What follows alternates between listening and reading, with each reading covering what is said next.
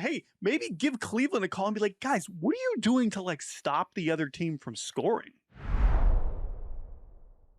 Hello and welcome to Baseball Barbacast, the only baseball podcast in the world that will not lose in September. I'm Jake Mintz. That's Jordan Shusterman. No blowing leads here. No, we're chilling. We know how to handle our business. We're in. We know how to get to the finish line of the regular season and not choke in embarrassing fashion, unlike some teams that we're going to talk about maybe. Oh, boy. I am so happy to be back. Happy Monday, Jake. Thank you to Danny Wexelman for pinch potting for me on Friday. I certainly enjoyed listening on Saturday, but I am happy to be back. And oh, my goodness, Jake Mintz, we have 1 week of the regular season left, and we have a lot to talk about. Let's get to it. It is our opener.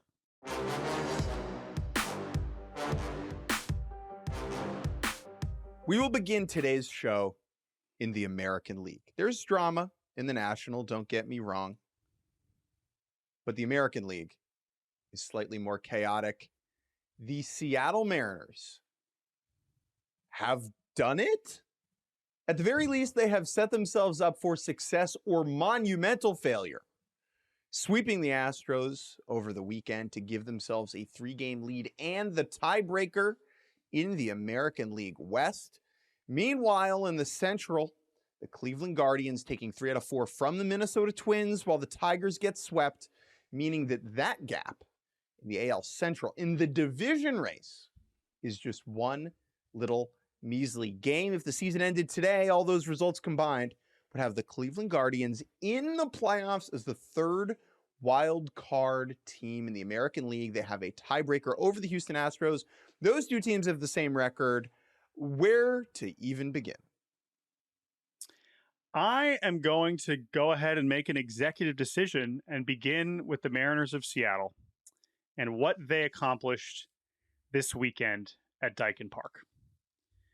Maybe that was the key. Maybe that was the key all along, is they were terrified of the oranges of Minute Maid, and they just couldn't handle themselves against the Astros when that was the moniker. But when we're talking about air conditioning, there is no problem. As Seattle goes into Houston, they were chilling. They were absolutely chilling this weekend against the Astros. This was a humongous moment for this franchise, truly. And I mean, okay, so game by game, right? So Friday, we get Brian Wu. I wrote a whole story about Brian Wu last week. He's awesome. He's fantastic for 5 innings, 1 hit over 5 scoreless. And then he leaves with a pec injury. Not good. They say he's day-to-day. Doesn't sound like it's too serious. Are we going to see him again this regular season? We'll see. Let's move that to the side and not go too bad vibes here. But Brian Wu's awesome. They get 4 homers. They win 4-0. Game 2, Saturday. George Kirby matches Framber Valdez, who is just not very good. Framber Valdez not very good. I would say on Saturday. He doesn't match him. I would say George Kirby was good at his job and Framber was not. Framber has been, frankly, straight butt since he viciously attacked his own catcher, with a fastball. The Mariners race out to a steady 6-0 lead. Astros claw back on a Jeremy Pena grand slam and then threaten in the 9th. Runners on first and second with just 1 out. Carlos Correa at the dish. And this, if the Mariners hold on and win the division, this will be the play that did it. This will be what people remember. Correa duck farts one into shallow center, like to the right of center, and the ball, as it floats towards the turf, out of nowhere from the rafters, dives Victor Robles. It looks like it's going to drop. Robles appears in screen, full extension, catches it, doubles off Jake Myers at second base to end the game. Pandemonium in the Mariners booth. And then on Sunday Night Baseball on ESPN, Mariners put up 7 runs in the second inning with the J.P. Crawford grand slam, Cal Raleigh's 58th homer of the year, and they complete the freaking sweep. Jordan, how are the vibes? So I think there are two quotes that really, by the way, we could go 15 minutes on the Victor Robles play because, oh my goodness. I mean, there's so many elements of it. Of just also just like horrific base running from Jake Myers. He wasn't even the tying run. Is that on Jake Myers? Is that on the third base coach? Who knows? But that whole sequence was amazing and worth watching a million times from every angle and every broadcast, et cetera, et cetera. But let's get to the end result here, especially after they dominate on Sunday Night Baseball. And I think there's really two quotes that I wanna harp on to really summarize how we got here, what this series kind of means to this franchise. The first one is from Cal Raleigh, and he said this. I think this was after the Saturday game. This is from Shannon Dreyer, of course, the great Mariners insider. This is from Cal Raleigh. Quote, "This team has learned a lot over the past 2 years about finishing. You remember those struggles and it makes you focus and that much more energetic when you get to this time. You recognize what is important this time of the year."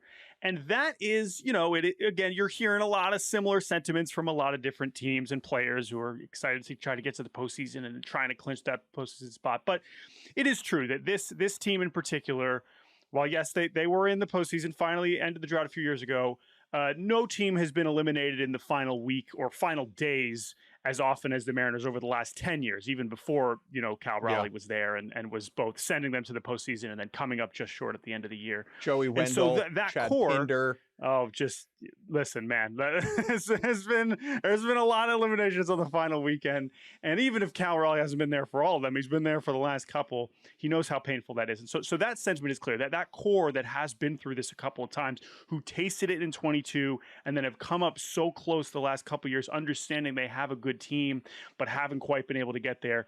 That you carry that with you, and clearly they're exercising those feelings and really harnessing that and putting it into their play on the field. But let's forget the kind of amorphous, who wants it more? What does this mean to this group because of what they've dealt with in the past? Let's move that aside and simplify it, okay? Here's what Carlos Correa says after they get swept last night. Quote, this is from Chandler Rome. "I think we did try our best. They were just better." And here's the deal. That's it, dude. Jake, that's it. Here's the thing. If you look at the current iteration of this Mariners team and this Astros team, and yes, listen, here's the thing, Houston, whether you end up sneaking into the playoffs or not, this has been a cursed season for Houston. They have dealt with more injuries than every other team. This roster is a shell of itself. Those are all valid excuses for where they are at. But however they got here, that roster is not nearly as good as the Seattle Mariners roster. And if you go position by position on both sides of the ball, this Mariners team is really, really, really good. And it seems like this weekend they showed up in Houston and they looked around and said, like, wait a minute, we're way better than them. This division race probably shouldn't have been a race to begin with. And we're the better team. We look like and have played like, and by the way, they were doing this before this awful skid, at the end of August and into September. They look like one of the best teams in baseball. And this was a reminder that, wait a minute, they're just better. Like all the history, it doesn't matter. This roster is so much better than them right now. And they proved it this weekend. And now they can carry that into October. If this was Team Blue and Team Orange, right? If this was Team A and Team B, and there was no historical bad juju, and the Astros didn't have this track record of pulling it out of their tush and winning in the end, you would look at these rosters and you would say, well, this team is way better than that team. You say the Mariners are way better than the Astros. Right. But that stuff is real. It does exist, especially when you consider that, remember how the 2022 Mariners postseason run ended, right? It ended in game 1 of that series effectively with the Jordan walk-off home run against Robbie Ray. Right? And so there are bad vibes in that building for that team. Now, I know a lot of the players are different, but still, that is not nothing. And it was very cool to see the Mariners stroll in there and take care of business and then some. And for all of the tomato throwing at the Detroit Tigers, and we'll do some of that, the Astros right now are the ones that are not in the playoffs, right? The Astros are the ones that are on the outside looking in. Now, let's talk about the week ahead. For them, relatively good. They get to play the A's and the Angels. Granted, those are both on the road. The Mariners, on the other hand, have 2 home series against the Rockies and the Dodgers, a Dodgers team who by that point might not be playing for anything. Before we move to the AL Central, Jordan, I mean, the Mariners' magic number to clinch the division is 3, meaning combination of their wins and Houston losses. They could get it done Wednesday. They could win the division they could on Wednesday. They could get it done before the Dodgers come to town, which should obviously be the goal here, because the Dodgers, whether they're trying or not, they still have a lot of good baseball players that can end up winning the baseball game. And so you don't want to be sweating in that final weekend. And so for Houston, while you have to at least take some comfort in terms of the likelihood of getting into the postseason, playing the A's and the Angels, Sacramento hasn't been an especially fun place to play for anybody this time of year. And I could imagine the Astros at least getting into some ugly shootouts against the A's there, who I'm sure would love to. I'm sure the A's and the Angels would love to be the reason the Astros don't make the playoffs. So, right? I mean, there's no doubt about that. Yeah, go ahead. Is that the Mariners currently are the 2 seed? So like a week ago, remember they were the 6 seed, and so the path for them was, once they made the playoffs, was going into Houston, who looked like they were going to be the 3 seed. Now the Mariners are the 2 seed. They've lopped over the Tigers, and they have the tiebreaker over the Tigers, right? So that is effectively a 3-game lead, meaning that they would get the bye and home field advantage in the DS, which is a big deal for them. Oh, yeah. And that was my last point about the Mariners before we go to the Central here. I mean, they've won 14 of 15 since, hitting rock bottom in Atlanta and calling on the Etsy witch to save the season. As you mentioned, the magic number is 3 to win the division, but it's all about that bye. I mean, right now, the math says the division is going to happen, but to get enough wins to get that bye, because while this series in Houston was also amazing because of so much of that struggles in the second half when it was getting bad was they can't do anything on the road, they've been so much better at home. And we know the whole team functions a lot better at home. And so because of that, that is why getting that home field advantage would be absolutely massive. Go back to 2022. Yes, the Jordan homer in game 1, but it's also losing in 18 innings and not scoring in game 3. And so that is really what has been haunting Mariners fans. They want to see a run at home in the postseason for the first time in 25 years. And so we'll see if they can give themselves that opportunity. And then I guess the last thing that we literally didn't even mention, and we're not going to do it because we have so much else to get to, Cal Raleigh has 58 home runs. He passed Ken Griffey Jr. He hits another homer on Sunday Night Baseball. He's got listen, 60's right there. Whether or not he gets the American League record or not, I think 60 is that big round number that could make a difference in the eyes of some voters. And we'll see where he's at. I'm sure we'll have a couple more MVP conversations over the next week and beyond. But for now, let's just acknowledge that this dude's had 58 home runs, and it is amazing. And we will see where he ends up with these last few games against the Rockies and the Dodgers. Okay, so the Mariners are in great shape. Like we said, they are staring their first division title since 2001 in the face. It is right there for them to take at home this week. What is a lot less clear is the American League Central, which I will have the pleasure and privilege to watch this week as the Detroit Tigers come to Northeast Ohio to Progressive Field and play 3 games, which are technically regular season games, but my goodness, they will not feel that way. And starting with Tarek Skubal tomorrow, I am so excited to see how the Tigers respond to what has been a epic capitulation and potentially, again, there's still time. There's still time to make this a weird footnote and win the division and make us forget about how awful this has been the last few months. But it is going to be real dicey, and I am excited to watch it. You can rewind to any point over the last couple of months and pick a point and be like, on this date, the Tigers were this far ahead of the Guardians, right? 15 and a half was the max. But I want to rewind all the way back to a freaking goddamn week ago when the Tigers... A week ago, had a 6.5 game lead. A 6.5 game lead over the Guardians in the Central. A week ago. That lead is now 1. Last week, the Guardians swept the Tigers in Detroit.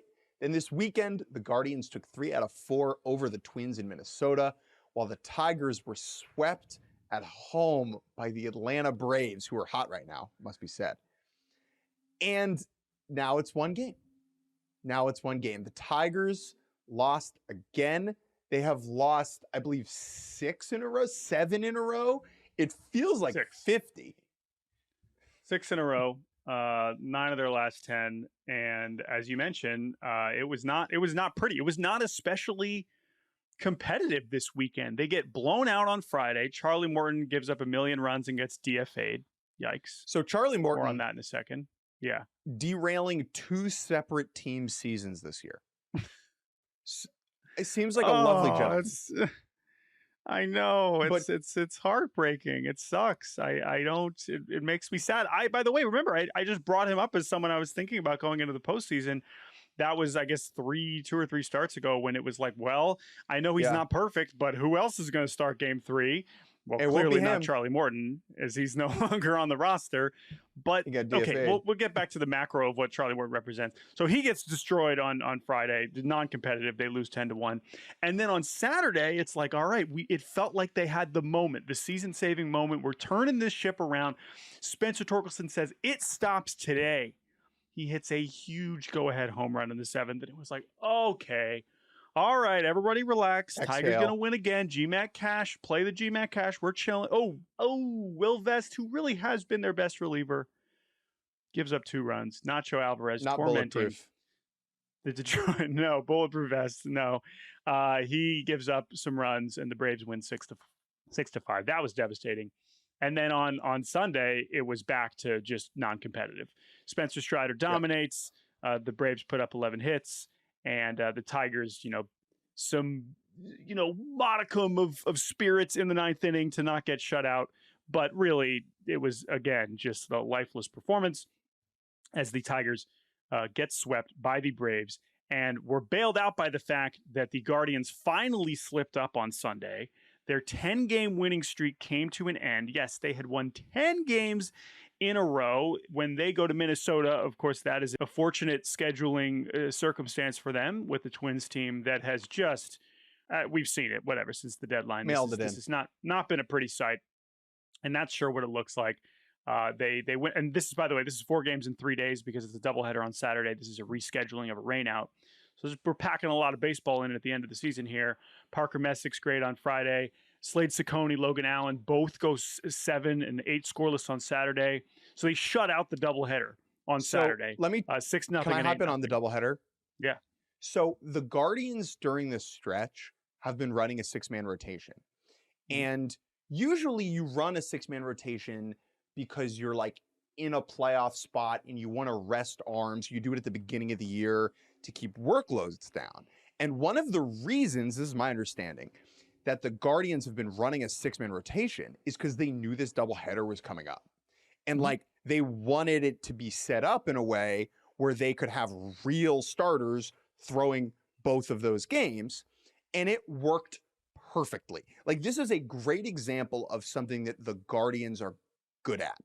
Seeing this in advance, scheduling in time, making sure everyone's prepared, and Slade Ciccone, 7 scoreless, Logan Allen, 8 scoreless. Like, this is exactly how they drew it up, and I think that that is a level of, like, team management that is very impressive. Yeah, I mean, I agree with you, but also, like, you still need your pitchers who have been occasionally good and occasionally not to be good, and all of them have been good, right? That especially Logan Allen really turned it on recently. Ciccone's been great, and then Cantillo, he's solid on Sunday. Unfortunately, the bullpen has a bit of a slip up in kind of frustrating fashion as Matt Festa allows a homer to Brooks Lee on the first pitch when he comes in, and then Hunter Gaddis allows a big home run to Royce Lewis. So the Twins able to win 6-2 on Sunday. And that's a big deal. I mean, that is where the margins are this slim at this point. I mean, the opportunity is still golden for Cleveland. They've clearly played their way into it and absolutely can just win the division now. But that is still a game that could haunt them. We'll see. Either way, to then come home, to finish with this homestand, they have to be feeling good. Of course, they would have loved to keep that winning streak alive. But it's right here, man. This is an unbelievable sequence of events. This is a Tigers team who looked headed to be the first team to, I mean, if you asked this even a month ago, let alone, at the beginning of July when they had that 15.5 game lead, you said, oh, who's going to win the division first? Okay, maybe the Brewers, but like the Cubs are still kind of pushing them. Like it's probably going to be the Tigers. They're a million games up and Cleveland's a mess. Like there's no way it's going to be anybody else. The Tigers might not win the division at all, which is absurd. But as AJ Hinch can keep saying, hey, listen, we're still waking up tomorrow in first place. We still have an opportunity with Tarek Skubal on the mound on Tuesday to kind of get us back on track. But I just don't know how many more times you can ask Tarek Skubal to save your ass, because he can't do it all. And he certainly can't score the run. Two is, I guess, the answer. Although who knows where they could be eliminated by the last day of the season, depending on how this goes. We will see how this shakes out. Yeah. Although, by the way, it's also absurd to think that like if they need Skubal to pitch 2 more times this regular season, what would even happen if they get into October? Like, whatever, who cares? At this point, they're just trying to not experience the ultimate embarrassment of missing the postseason after having this large of a division lead. And that is unfortunately in play for Detroit. And as we'll pivot to Cleveland here in a second, but I mean, this is potentially historic. Again, there's still time for them to change the fortunes here, but this is setting up to be an all-time collapse. It in some ways already has been an all-time collapse that they're even in this position. They should have been they should have been popping bottles last week based on where we were heading. And instead it's the exact opposite. They're playing some of the biggest games that this team has dealt with. And, sure, the history is not like some of the other teams that have come closer, have, made the postseason and haven't been able to get over the hump. We're still in the early stages of this competitive window for the Tigers. But what is so disappointing for a lot of Detroit fans in looking at how they've handled the season and how they handled the deadline is it looked like a golden opportunity to leap even farther forward than we thought that they could after last year. And instead they've fumbled it away. And now you just kind of, it's not that we think that they're never going to be good again, but are they going to ever have an opportunity like this again that they looked to have a couple months ago? That's what's harder to see. F your windows. Like, you don't know how long it's going to be open. Look at the Orioles right now. When you have a good team that's clicking, take advantage of it. And it is funny to compare the Tigers deadline, which was passive and relatively cowardly, with like the Mets deadline, which at the time we loved and was aggressive and they did stuff, and neither has worked, right?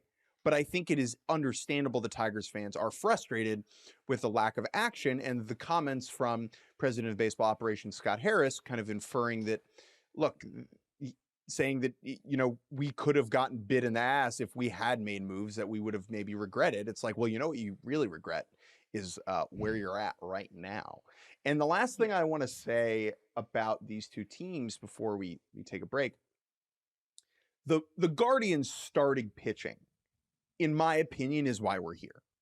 Like, yes, the Tigers have not scored a lot of runs and their pitching has been bad, but the Guardians rotation in their last 19 games has allowed 19 runs.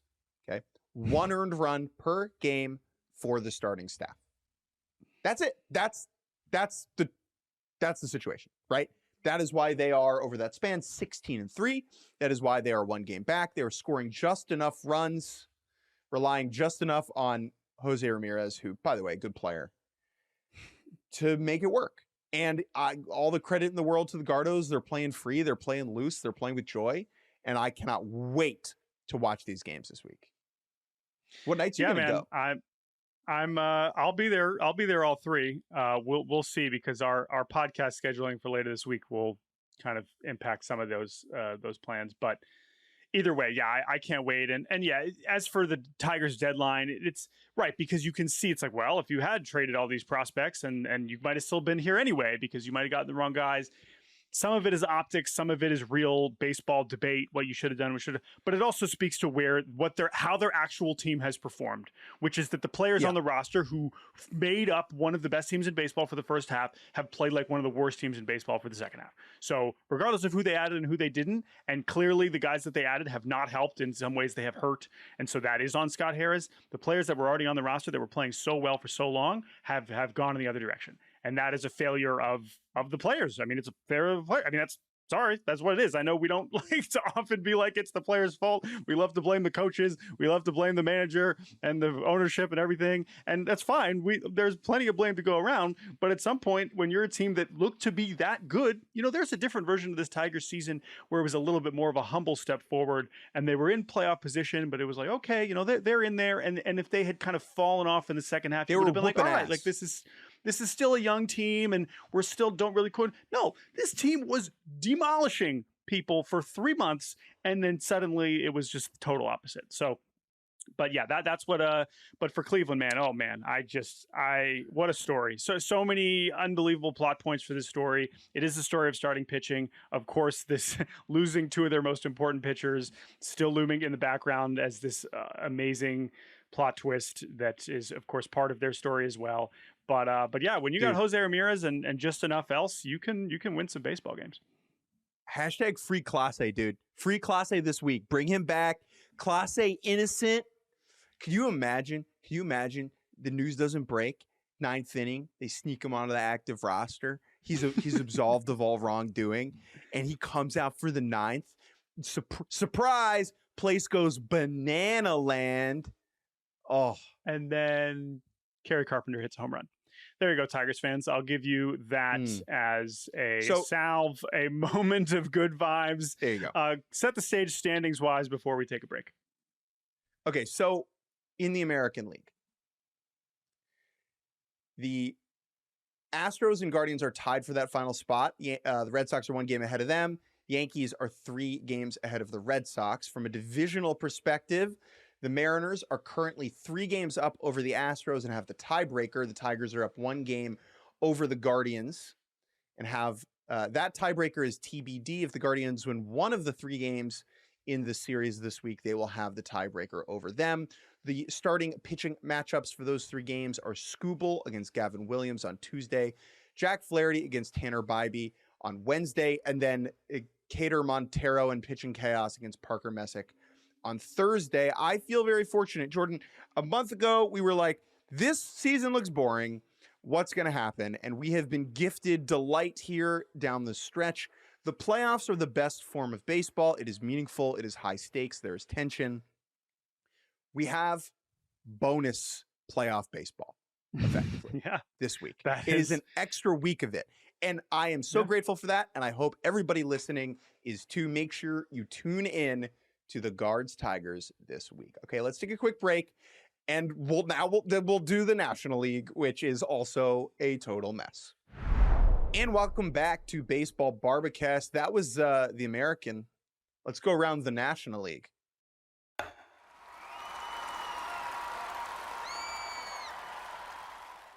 All right, results from the weekend. Reds mop 4 games against the Cubs. Oh my God. The Mets, who are in wild card position, losing 2 out of 3 at home to the Nats. Diamondbacks take 2 out of 3 over the Phillies at home. Here are the current standings in the National League.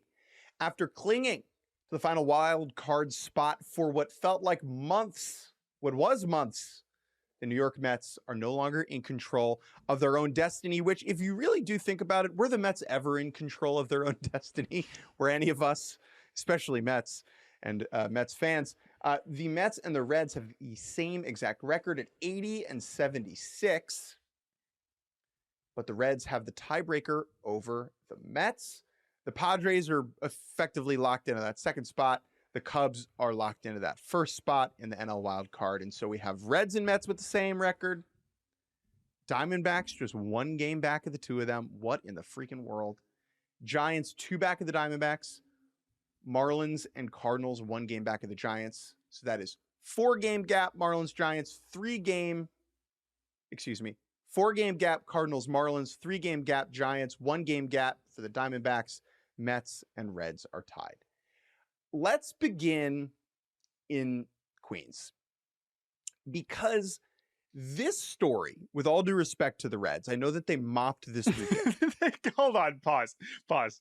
Let's be clear. We have at no point given any amount of due respect to the Reds. Don't even give me that.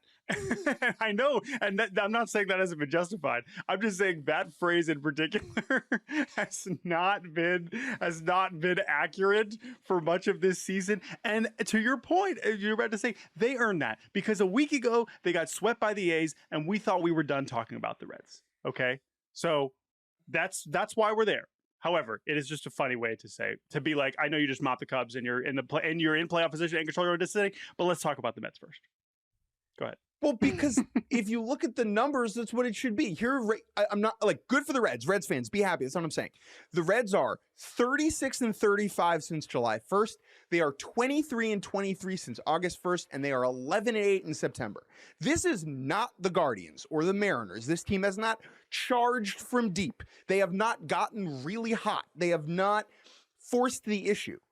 I think in the American League, the Guardians put pressure on the Tigers and helped with that collapse.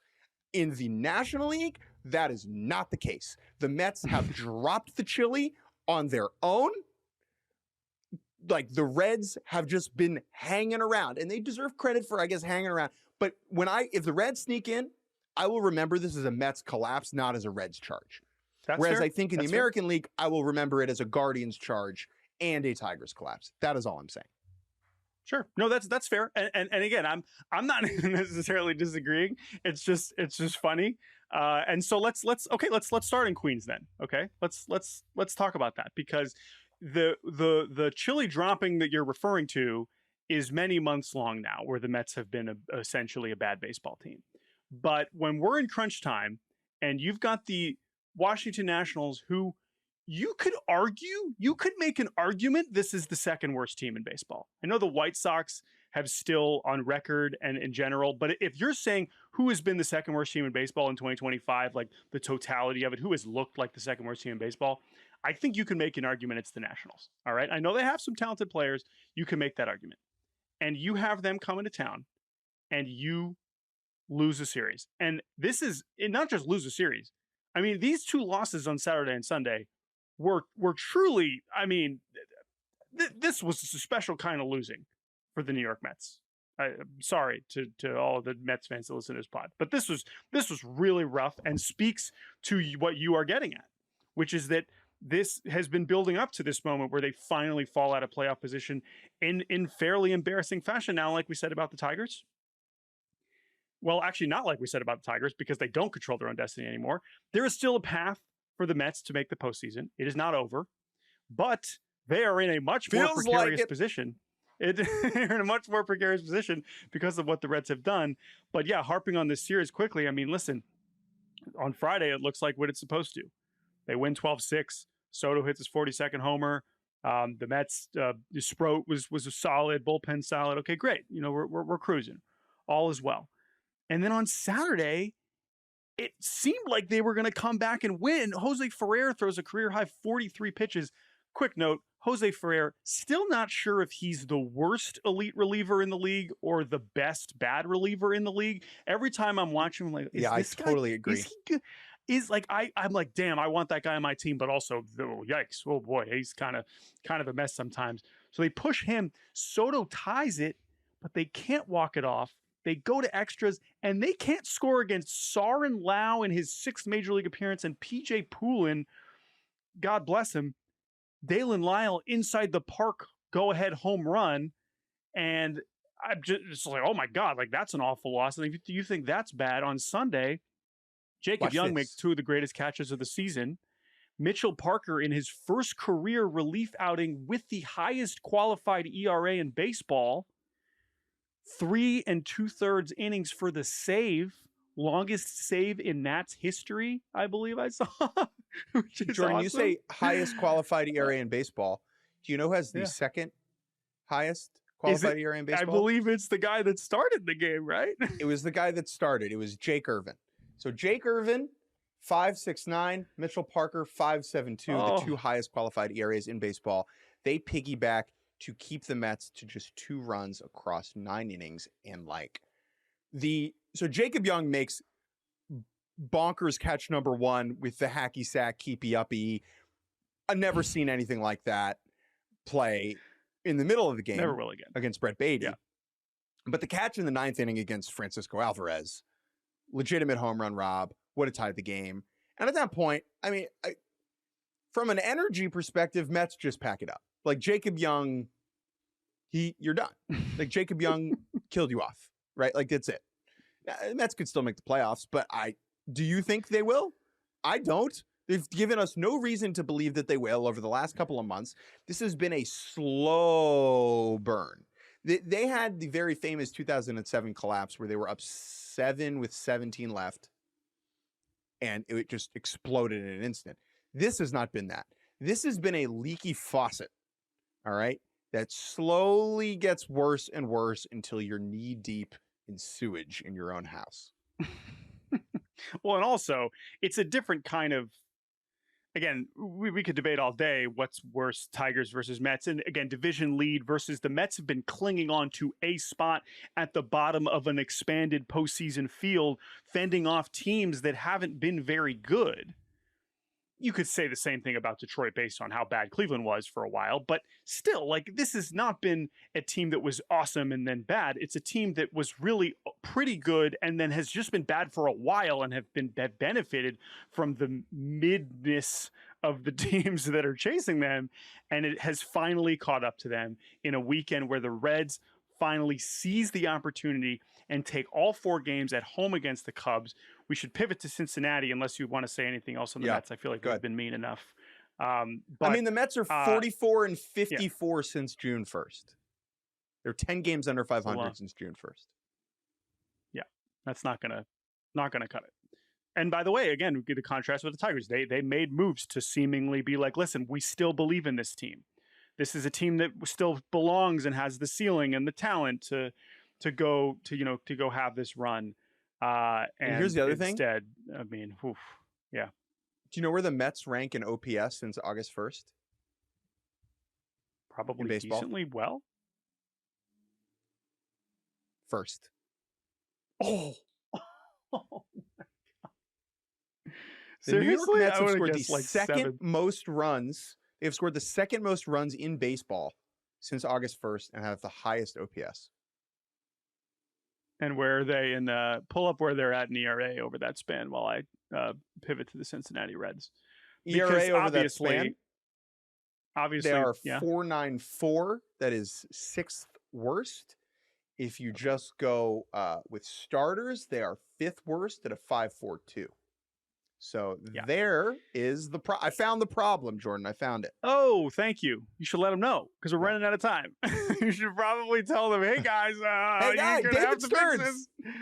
You got it. Hey, maybe give Cleveland a call and be like, guys, what are you doing to like stop the other team from scoring? How you going do on that? there? How you pulling that off? Okay, anyway. How you do that? The Cincinnati Reds, Jake. Now, they benefit from playing a Cubs team that once they clinched their spot, which they did, congratulations, Cubs. This is not taking anything away from their season. They have really been stuck in that top wildcard spot for weeks because they can't catch the Brewers and they're so far ahead of the Padres. And so you can imagine just natural human instinct is that the Cubs are maybe not necessarily playing with a whole lot of urgency this weekend. But you know what? Who cares? Because listen, Reds, you've been playing bad teams like you did last week, and you couldn't get the job done. And finally, they answered the call well after we were assuming that we were done talking about them, and they mopped the Cubs. The final mop of 2025. They'll always have that. Whatever happens from here, you can raise the banner. Final mop of 2025. Take it all for over these Cubbies. It starts on Thursday with the best performance of Hunter Green's life. With the complete game shutout, he absolutely dominates. That was awesome. And by the way, like as we start looking ahead to the possibility of the Reds being in the playoffs, that is important because if you can get in and you can give Hunter Green the ball in game 1, like we will take you seriously. That is a very real thing. I agree with you. Maybe let's go through the series first because I want to talk about how the Reds are set up ahead with Hunter Green. I think is very relevant. They kicked Chicago's butt on Friday, win 7-4. Saturday, win 6-3. Spencer Steer homers again. Bad day on the mound for the Cubs. And then they win 1-0 again on Sunday.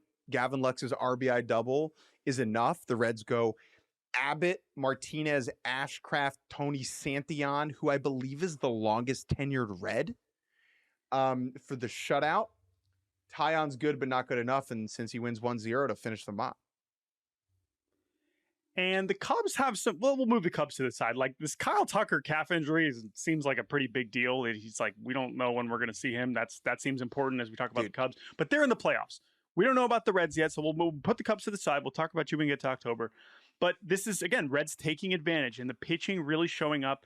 Honestly, it's not too dissimilar of a recipe as Cleveland, if we're being honest. Is like, I agree. We do have enough pitching to keep the team, even at home in hitter friendly Great American. We have enough pitching to win these close games. And the bullpen's not necessarily full of guys that you've heard of, but it's been good enough. And now you're in position where you do control your own destiny. And as we pivot back to Hunter Green, they have the Pirates coming to town. What projects to be Hunter Green against Paul Skeens on Wednesday? Now that's fun. That sounds like something that will divert my attention to some degree from what's going on in front of me in Cleveland, because it will be Paul Skeens' final start of the season. It will be Hunter Green. Now, this is important. Okay, so if Hunter Green is going to start on Wednesday, what would that mean for his availability for the start of the postseason or for a potential game 162?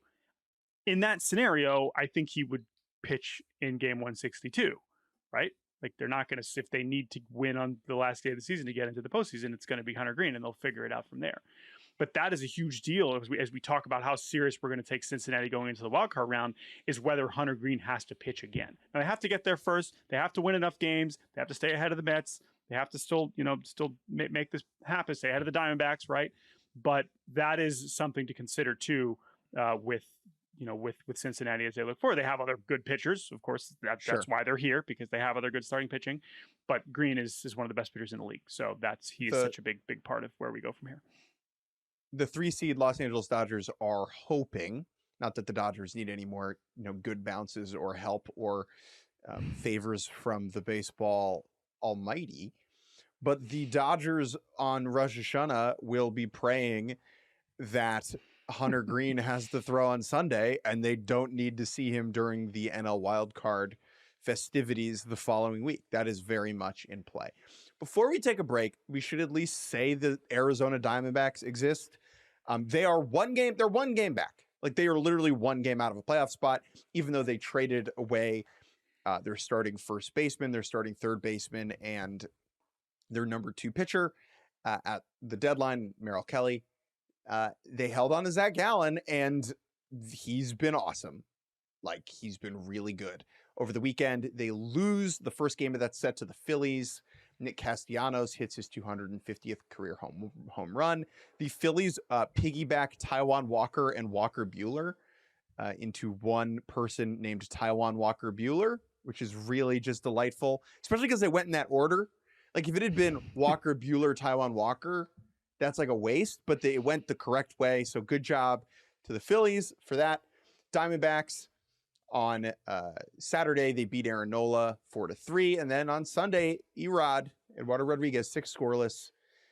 Corbin Carroll goes 30-30. Snakes win 9-2. They're one game back of the Mets and the Reds. They have the Dodgers coming to town this week for 3. The Dodgers can clinch there. Will they jump in the pool? Stay tuned. One of the more iconic baseball moments of the 21st century, in my opinion, is the Dodgers hopping in the pool. Go back and look at some of those pictures. It's just such of an era, and it really does fill you up with joy. We have Ohtani against Fott on Tuesday, Snell Nelson, and then on Thursday, Yamamoto Gallen. It's going to be very fun. Here's where things stand with the tiebreakers between these two teams. These 3 teams that are separated by 1 game. If the Mets and the Diamondbacks tie, so the Reds have a bad week, and the Mets and the Diamondbacks end up tied for that final spot, it will go to intra-division record, not head-to-head, because these 2 teams split their season series 3-3. Intra-division is different than interdivision. Intra means within, inter means without. And the Diamondbacks are 25-21 versus the NL West. They have 6 games left against the NL West. The Mets are 24-24 against the NL East within their own division. If these two teams finish with the same intra-division record, we'll talk on Thursday. If the Reds tie with either of these two teams, they have the tiebreaker. Okay. If all three teams tie with the same record, the Reds advance because they have the season series over both. So the Reds are not just sitting pretty in terms of recent vibrations, but they have the tiebreaker over both of these two teams separately and together. Last thing about the Snakes, and then we'll take a break. I know that I think we understandably expressed a level of just like, how is this happening recently when we saw where the Diamondbacks were in the standings. We said, this is ridiculous. Look at these teams that they're rolling out there and these players that nobody's ever heard of. I stand by most of what we said there. However, when you have this version of Zach Gallen, and even after all these trades, you can still roll out a top three of Ketel Marte, Corbin Carroll, Geraldo Perdomo, which is one of the best trios of position players in baseball. You're fun. You got a chance. You're going to score runs. Yep. And if you can patch together enough outs with again, they're still calling up people where it's like, who? What is happening? Who you? Who you? How did we get here? Whatever. Credit to this organization. And honestly, in kind of a similar way to Cleveland, where it's like, whatever they're doing, they're winning games. Like they're finding a way to still be relevant. This was true last season when they got eliminated, watching the Mets and Braves celebrate together, right? That was a tough end to last season. And unfortunately, we may be heading towards a very similar thing, albeit with a very different path to get here for Arizona. But I did want to give the Snakes a little bit more love than we kind of have in recent weeks, because especially as a neutral, they're giving us another thing to watch, another series to keep an eye on. They do have a tough road here with the Padres and Dodgers to finish the season. How much those games mean to those two teams, either way, you're playing solid teams. But I gotta hat tip the Snakes a little bit more than we did the last time we talked about them. So just wanted to mention that. But as you mentioned, as it stands now, the Reds are in good position. They have the Pirates coming up, and then who do they have after that to finish? They have the Brewers, who are in all likelihood not playing for anything during the final weekend. All right, let's take a break, Jake. When we return, we'll talk about Clayton Kershaw and zoom through the rest of the weekend's results. Welcome back to Baseball Barbacast. Still plenty more from the weekend to get to, and there is one thing in particular that we need to talk about.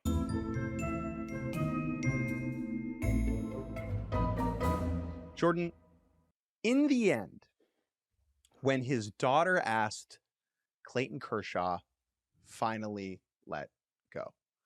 By this point on Friday night, it was well after 10 p.m. and the sun had long since set on Kershaw's final home regular season outing. A handful of fans lingered in the stands celebrating the Dodgers' postseason clinch, but most were inching home, stuck in traffic, bumper to bumper in a red sea of brake lights that flooded the hillsides. But few, surely, were doing so frustrated. It was a wonderful, celebratory evening full of toasts, ovations, appreciation, the type of night you brag about having experienced. But back on the diamond in the afterglow next to his mound, wearing shorts and blue flip-flops and bizarrely holding a pickaxe, stood Clayton Kershaw. Kershaw and his 4 kids were taking turns trying to dig the rubber out of the Dodgers Stadium mound. Eventually, with the help of the grounds crew, the Kershaws excavated their prize.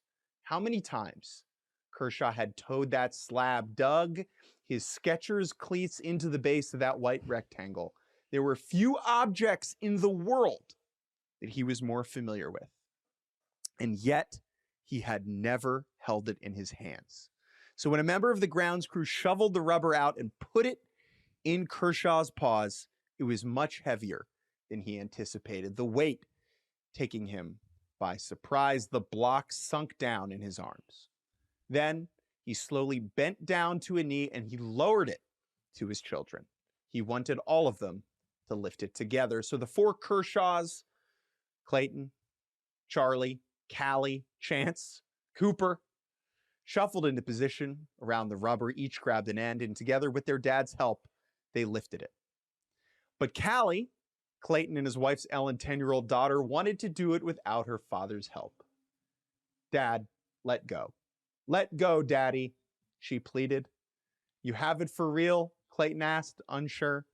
Yes, she said. And so finally, Kershaw relented, sliding his hands off the rubber, rising to his feet and exiting from frame, pulling himself away, removing himself from the moment. And for a few seconds, Kershaw's personal legacy held his professional legacy aloft, the kids giggling at the absurdity of it all. Thank you for that. That was a good addition to, I think, what was a weekend of very memorable images, as you described so beautifully there. And yeah, I mean, in very simple terms, that mound belongs to Clayton Kershaw, right? I mean, there have been a lot of great pitchers that have appeared on that mound over the years, but if anyone was going to take it, it should be him. And it's also great because it definitely required all 4 children to hold this, right? This was not. This is probably not something that just one of them would have been able to hold. Yeah, I mean, you don't see mounds taken out like that very often. But yeah, this was a very, very cool moment. And as you mentioned, a lot of awesome things surrounding Kershaw this weekend. So definitely appreciated that. I'm sure he wishes that final home outing had gone a little bit better, allowing that leadoff homer to Elliot Ramos. And it was like, how long is this going to go? But Dodgers still come back and win. They win on Thursday. They win on Friday. They win on Saturday. Ohtani's just going off. Yamamoto looks great. And then, unfortunately, the Blake Trinan has a tough go of it on Sunday, and the Giants win to avoid the mop. That said, beyond Kershaw and Ohtani, which, man, oh man, the real takeaways for the Dodgers now as we head towards October, because they're narrow, zeroing in on another NL West title. Surprise, surprise. Is Yamamoto has now gone 3 straight starts allowing 1 hit, which is pretty cool. I know his command was kind of a mess this last time out, but still it was more effectively wild than it was just like flat out dominant. 6 walks, 7 strikeouts, very uncharacteristic for him, but still 1 hit and no runs against the Giants on Thursday. But I gotta give some love to Emmett Sheehan. This dude's been on one for the last month, and I don't know where he fits in. He's the one that made the emergency start when they pushed Ohtani back in Pittsburgh, when I went to Pittsburgh to see Ohtani pitch, and he's like, oh no, Ohtani's sick, it's fine, we got Emmett Sheehan. His line in that game against Pittsburgh was not great, but he looked great. And his line in his 4 other outings over the last month has been spectacular. And he was nearly flawless on Sunday. The bullpen coughs it up. But this is a really, really good pitcher. It's important for the Dodgers moving forward, but I'm really curious where he fits in, because as important as Kershaw is, and whether we see Kershaw in the postseason or not, it's pitchers like Emmett Sheehan, when the Dodgers are weighing, like, are we really going to give Kershaw the ball? It's because you have guys like Emmett Sheehan, and he's arguably earned it a lot more over the last month. If we're talking about taking our best pitchers to October, Emmett Sheehan's in that mix for sure with how he's looked. And so I think where he ends up is going to be really interesting. And then the last thing just about the Dodgers is just a couple notes to keep in mind. Will Smith is hurt. I mean, he's got a fractured hairline fracture in his hand that is clearly not going to be fixed anytime soon. It's a really disappointing, not necessarily ending, because it sounds like he's going to try to come back at some point, although it's unclear when that is. But remember, so much of the storyline with Will Smith over the course of the season is, let's keep him fresh, let's keep him healthy, so that when we get to October, we can have one of the best hitters in baseball available. And this is, of course, a fluke catcher-esque injury where you take a foul ball and you break your hand. But either way, I mean, that's a part of the lineup that it does not feel like they're going to have at full strength, if at all. Ben Rortvedt has been shockingly effective and getting all kinds of praise for his work behind the plate, and we'd love to see our guy Dalton Rushing contribute as well. But that is a big deal if Will Smith is kind of a non-factor for the Dodgers in October, so we'll see about that. And then Roki pitched again in relief in AAA, and it seems like they're setting up for him to appear in the big leagues over this final week in a relief role as sort of a final audition to kind of make the postseason roster. So we're keeping an eye on that. I know we disagreed strongly over how likely it was that he actually makes the postseason roster. I think it is still definitely probably less likely than likely, but it seems like they're at least giving him an opportunity to show them that he belongs on the roster in a relief capacity. And when you see Treinen coughing it up again, and Kirby Yates continues to stink it up, there are seemingly opportunities in the bullpen for this Dodgers bullpen to improve, and Roki could maybe represent that. We still have many things to talk about and not a whole lot of time remaining. Let us go fast. Faster than fast, quicker than quick. I am lightning. I feel the need for speed. It's turbo time. Yankees taking 3 out of 4 over the Orioles in Camden this weekend. I was there for 3 of these games, Friday, Saturday, Sunday. Fried great in the Thursday game. Trevor Rogers in the one game the Orioles win. Brilliant again. I think Trevor Rogers needs to get Cy Young votes. And I think he will. He has, in 17 starts, I believe, he has allowed he has a 1.35 ERA in 17 starts. A 1.35 ERA in 17 starts. That is like a run better than Skubal. Yeah. So the AL Cy Young race is interesting. I was thinking about this weekend too. Is he going to get votes? The argument is that this is one of the greatest run prevention seasons of the last 100 years for a minimum of 15 starts and 100 innings. The argument against is that there are other awesome candidates who have thrown 90 more innings than him. I wouldn't be surprised if he gets a couple 5th place, but I don't think it's a certainty. Yeah. What he is doing has been historic, but we'll see because it's obviously a small sample. Game 3 of this series, Rodon was awesome. Carlos going 7 innings, allowing just 1 earned run late in that one. Most swing and misses on his changeup in a single game in his entire career. I wrote about Rodon today at Yahoo, how he has been forced to evolve as a pitcher. Now, that is something that all pitchers eventually have to deal with, to learn to pitch without your velocity. In 2021 and 2022, Rodon was bullying people, right? He was overpowering with his fastball, and then he would use his slider as a swing and miss outside the zone. When the league catches up to him and velocity becomes more commonplace, and his fastball takes a step back due to some injuries in 23 in his first year with the Yankees, he can't just do that anymore. He can't bully people. And so in 24 and coming into 25, he had to learn how to evolve. And so far, he has done that. He has mixed in a whole bunch of new pitches. He is throwing his changeup 16% of the time now. He's throwing a sinker that he learned a week before the season started 10% of the time. And he looks like a legitimate playoff number 2, which is huge because now that, Garrett Cole's been out for the year, Max Fried's going to start game 1, and Rodon is going to have to be good in game 2. Last year in the playoffs, things sped up on him a little bit. He did not exactly inspire confidence as the number 2 behind Garrett Cole. I talked to him yesterday. He just seems to have a better understanding of himself and how he would get outs. He told me, looking back on the Dodgers outing in the World Series, he, with his current capabilities, would pitch that game differently. And I think that is something that is encouraging as the Yankees head into October. The Blue Jays, meanwhile, drop a series against the Kansas City Royals. They are able to not get swept with a win on Sunday, and they do clinch a playoff spot, become the first AL team to 90 wins. They're 2 games up on the Yankees with 6 to play. It's really 3 games because they do have the tiebreaker over New York. The Blue Jays have the Red Sox and then Rays both at home. The Yankees have the White Sox and then Orioles both at home. So schedule-wise, there is still a path for the Yankees to eke out a surprise division title, but I expect the Blue Jays to get the job done. It feels like they've been hanging on and playing good enough ball.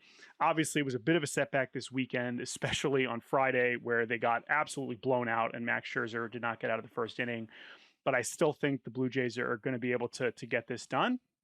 So we will see if anything changes between these two teams. It seems like we are heading towards the Blue Jays having the top seed, with the Yankees hosting that first wild card round. Let's stay in the American League East, where the Red Sox had an opportunity to get a little bit more comfortable. The Red Sox are another interesting character in this American League wild card race. They had an opportunity to sweep the Rays on Sunday, and they were not able to do it. This was kind of a strange situation. Game played on Sunday night due to the Tampa Bay Bucks game earlier in the day, I believe, because the Stein shares essentially a parking lot and street with the Bucks Stadium. So it would have been logistically messy to have both of those games going on at the same time. Anyway, the Red Sox cannot sweep the Rays, and because of that, they're only one game up on Cleveland and Houston. So again, the focus has been on Houston falling and Detroit falling and Cleveland surging. The Red Sox are also kind of sweating it out here, potentially. And their last two series are against the Blue Jays this week, who are, of course, trying to wrap up the division title, and then the Tigers this weekend. And it's not just the Tigers and Guardians this week. Tigers Red Sox currently projects to be the highest stakes series for the final weekend. We will see how that looks once we actually get there. That said, Boston, again, it looks like they're kind of flying under the radar here, but there's very much a scenario where they fall, even if they do make the playoffs, where they fall to that last spot and have to go somewhere else than New York. There's a lot of different machinations where this could go. Don't forget about the Red Sox, for better or for worse. They are still also floating right in there. And if they end up missing the postseason after this wild year, that would also be a huge story. But I think they'll be okay, but again, the Red Sox, never count out the Red Sox out of something that you don't expect here. So I'm watching them too this week. We will see.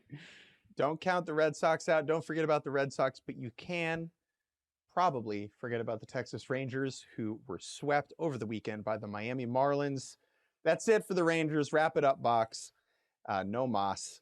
They are probably not going to make the playoffs, currently on an L7, but congrats to the Marlins, who are somehow only 4 games back from a wild card spot. They are at 76 and 80. Getting to 500 would just be amazing. They're at the Phillies for 3 this week and then home against the Mets to finish. They were calling pitches from the dugout, which we could do 20 minutes on. Let's back pocket that and use it this offseason, because it is a much longer discussion. Baseball's okay. This is not an existential threat yet. Padres taking 2 out of 3 over the White Sox to remain in that second wild card spot. They're not going to catch the Dodgers in the division. I believe the Dodgers have the tiebreaker and the Padres are 3 games back. That's basically a 4-game gap. Fernando Tatis homers in Game 3 in a revenge game. White Sox legend Fernando Tatis Jr. People, oh, how quickly they forget.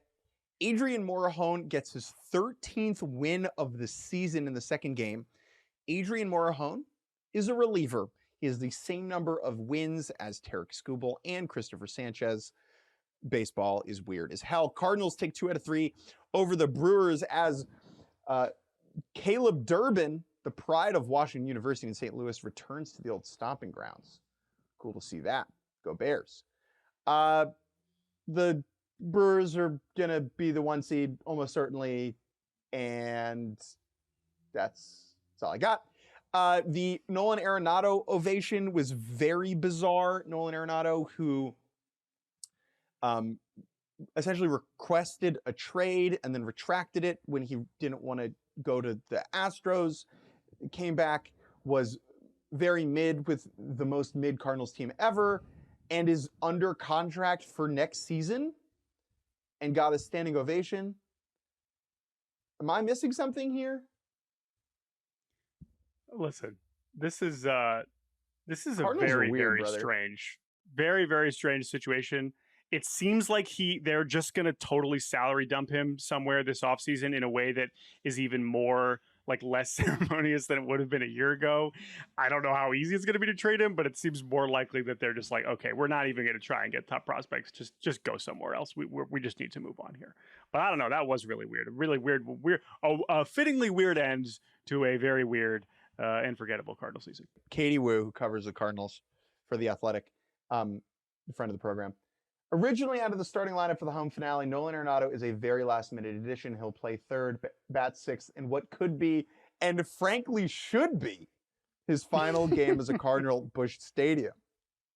Let it eat, Katie. Yeah. Yeah, all of Nolan's quotes after the game were like, "Yeah, that's it, guys. We're done here." So I'm not. Again, it's still unclear how exactly this is going to officially happened end. last year, but it's over. All right, last two series: Pirates over the A's. Nick Kurtz, 33rd homer. He's awesome. Pirates then shut out the A's over the last two games. Pirates lead baseball with 19 shutouts, and they stink. Oh my goodness! Can you imagine if they could score runs? Maybe next year. Highlight of this series was a tie between the adorable Jacob Wilson, Jack Wilson first pitch, which was a reenactment of the one that Jacob did when he was a child, when his dad was on the Pirates.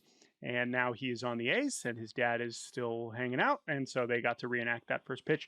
But I know your favorite moment from this series was Dauri Moreta, a reliever for Pittsburgh, who pulled out a wad of cash after closing out the game on Saturday or Sunday. Sunday, a 11-0 victory. It's not like he slammed the door on the save, but hey, a win's a win, and he wanted to thank his catcher, Joey Bart. And so how did he do that? He just smacked a wad of cash right into Joey Bart's right hand and said, gracias. Appreciate you, buddy. Dauri Moreta, yeah. His nickname is Big Bank because on a team flight once, someone asked if they had change, and he just like pulled out $2,000 worth of 20s. Pirates fans, and so like he started doing the money sign off the mound.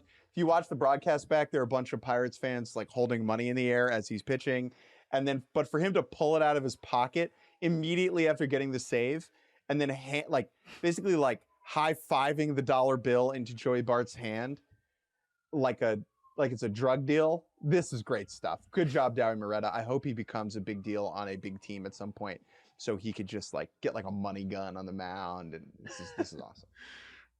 Yeah, maybe. All right, and then finally, oh boy, the Rockies did it. They avoided history. Not only did they get their 42nd win of the season on Friday, making sure they win more than the 2024 White Sox, they got their 43rd win of the season on Sunday. They win a series over the Angels, obscuring Mike Trout's 400th career homer that went 4 million feet into the left center field bleachers at Coors Field. Kyle Hendricks, 7 scoreless on Saturday. Love that for him. The Angels are an atrocity. The Rockies, I'm so glad that they got to finish this. I believe that was their final home game of the season on a high note in every sense. And yeah, good for the Rockies. Good for them. They avoid being the worst. This was still clearly one of the worst teams in baseball history. Let's not pretend like they weren't. And they still have many questions to answer from a big picture organizational standpoint.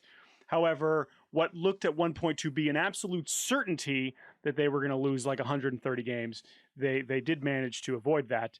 And you got to give them just the tiniest sliver of credit for doing exactly that. I'm going to play devil's advocate. I'm going to say this might not be a good thing for the Rockies as a institution, because I think being the worst team of all time might have jolted them awake to make some real changes. And being 2 games better or whatever than the worst team of all time should still necessitate changes. However, given the Rockies' track record of irrationality, I am somewhat skeptical of that and think that there would have legitimately been a better chance of that happening had they been the worst team of all time. Very valid. You're probably right, which is also very sad. As for Mike Trout, congratulations. It would make me feel way better if we were living in the timeline where this was his 500th career homer and the Angels were pushing for a playoff spot. Of course, that is very much not the case. But either way, he is still awesome, as we learned recently when everyone thought you were slandering him by calling Bryce Harper more important. Mike Trout is still awesome. He is still a first ballot Hall of Famer. We still appreciate him. He is still one of the most important people baseball play. He is still one of them because he is one of the best. That said, a bit of a somber way for this to happen, to just hit it against the Rockies. But I'm glad that this did not drag into 2026. I will say that in some ways is a victory for Michael Nelson Trout. All right, Jake, we're done. We have writing to do. We have postseason-esque baseball to prepare for. I'm really hoping the forecast holds up. It hasn't rained here in Northeast Ohio in like a month, and now it's looking like we might get some showers this week in Cleveland. But I hope it doesn't impact these 3 games between the Tigers and Guardians. I will be there. I cannot wait. We'll be back later this week. Oh my goodness. Oh my goodness. What are we going to be talking about? We're going to be recording on Thursday night due to some scheduling conflicts. But I am so excited for this week of baseball. We hope you are too. Email us baseballbarbacast@gmail.com. How excited are you? Let us know. Thank you to Ingrid Rosas and Andrew Hartz for producing this episode of Baseball Barbacast. Thank you, Jake Mintz, for doing this pod with me. We'll talk to you all later this week. Bye-bye.